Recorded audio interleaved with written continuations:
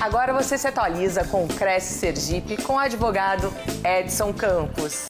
No ano passado, no auge das crises econômica e sanitária, o que se viu no mercado de aluguéis foram muitos imóveis fechados e devolvidos. Com a retomada gradual da economia, esse cenário começou a mudar.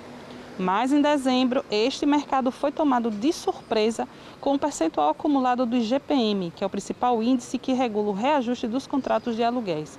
Por conta disso, a TV Cresce Sergipe vai buscar informações de como estão sendo feitos os contratos de locação e até que ponto esse índice impactou no nosso mercado.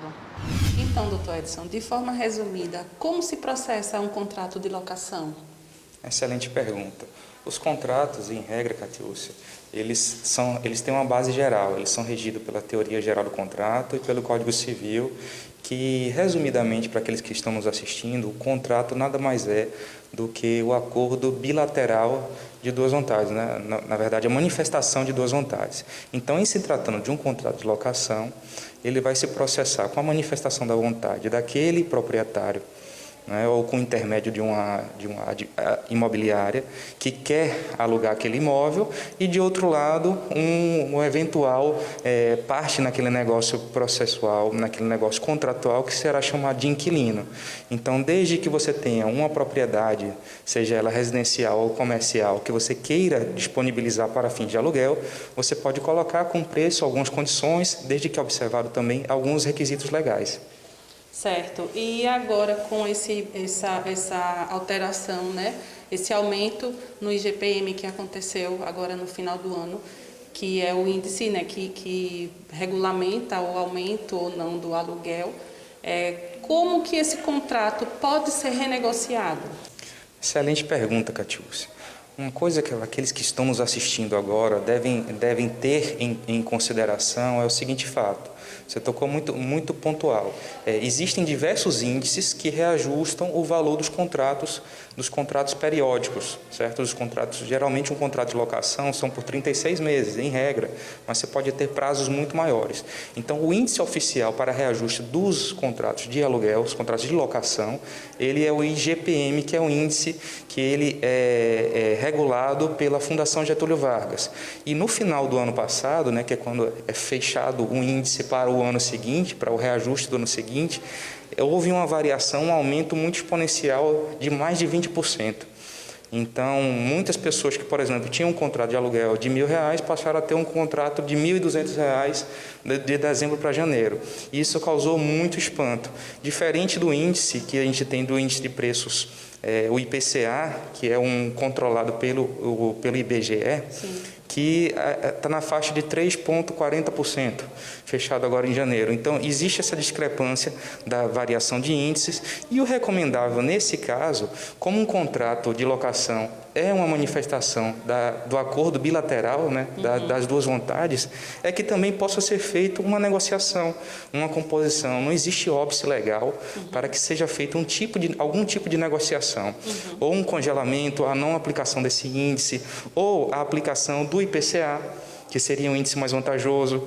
Para o proprietário, ele manteria aquela relação contratual com o inquilino, manteria aquela sua renda reajustada, né, que seria um índice justo, um índice oficial, e de outra banda, o inquilino ele não teria que procurar um outro imóvel.